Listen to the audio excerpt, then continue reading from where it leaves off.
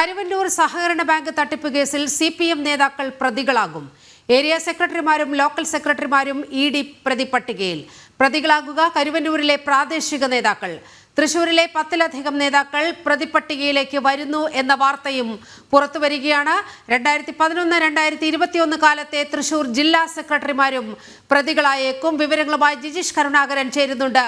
ജിജീഷ്, ഈ മണിക്കൂറിൽ വന്ന ഏറ്റവും വളരെ പ്രധാനപ്പെട്ട ഒരു വാർത്തയിലേക്കാണ്.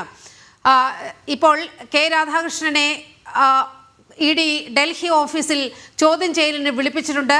മാത്രവുമല്ല, ഒപ്പം തന്നെ ആ സമയത്ത് ഈ പറയുന്ന കാലയളവിൽ രാധാകൃഷ്ണൻ ജില്ലാ സെക്രട്ടറിയായ സ്ഥിതിയുമുണ്ട്.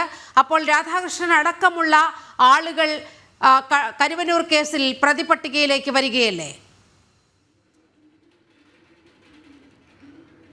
നീലിമ പറഞ്ഞതുപോലെ തന്നെ പ്രധാനമായും CPM-ന്റെ ജില്ലാ സെക്രട്ടറി 2011 മുതൽ 2021 കാലഘട്ടത്തിലെ ജില്ലാ സെക്രട്ടറിമാർ പ്രതികളാകും എന്ന് തന്നെയാണ് ഈ ഘട്ടത്തിൽ ലഭിക്കുന്ന വിവരം. അതുമാത്രമല്ല, അതിൻ്റെ പ്രാദേശിക നേതാക്കൾ കരുവന്നൂർ ഏരിയ കമ്മിറ്റി, ഒപ്പം തന്നെ നേരത്തെ കരുവന്നൂർ ബ്രാഞ്ച് കമ്മിറ്റിയായിരുന്നു, പിന്നീട് അത് പുറത്തുശ്ശേരി നോർത്ത് സൗത്ത് എന്ന് തിരിച്ചു.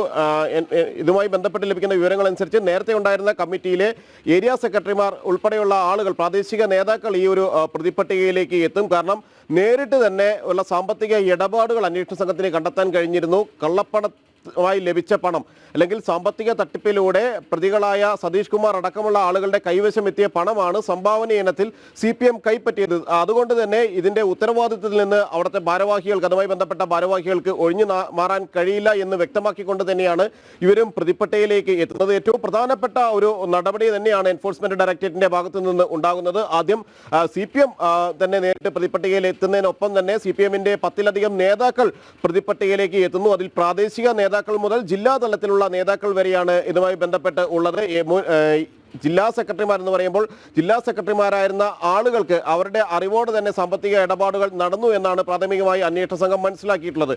ഇതിന്റെ അടിസ്ഥാനത്തിലായിരുന്നു നേരത്തെ മുൻ മന്ത്രി കൂടിയായ മുൻ ജില്ലാ സെക്രട്ടറി AC മൊയ്തീൻ്റെ വീട്ടിൽ അന്വേഷണ സംഘം ED വ്യാപകമായ റെയ്ഡുകൾ നടത്തിയിരുന്നു. ഒപ്പം തന്നെ സ്വത്ത് കണ്ടുകെട്ടൽ അടക്കമുള്ള നടപടികളിലേക്കെല്ലാം തന്നെ കടക്കുകയും ചെയ്തു. നിരവധി തവണ AC മൊയ്തീനെ അന്വേഷണ സംഘം ആദ്യഘട്ട ചോദ്യം ചെയ്യലിന്റെ ഭാഗമായി വിളിച്ചു വരുത്തിയിരുന്നു. കൊച്ചി ED ഓഫീസിൽ തന്നെ ഒന്നിലധികം തവണ വിളിച്ചു വരുത്തി ചോദ്യം ചെയ്തു.